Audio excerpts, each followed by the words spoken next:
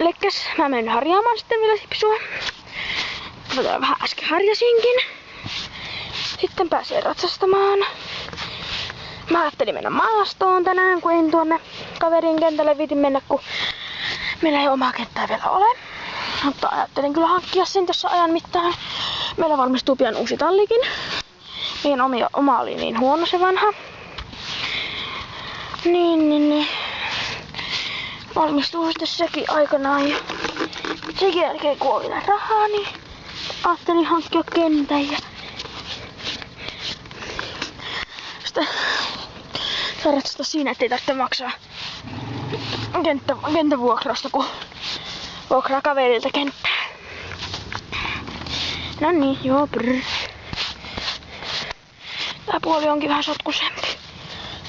Ei, Sipsu! Sipsu on tänään taas vähän huono päivä. Sä aikoo, et se jyrää mut. No niin, Sipsu, brrr. Daddy. No niin.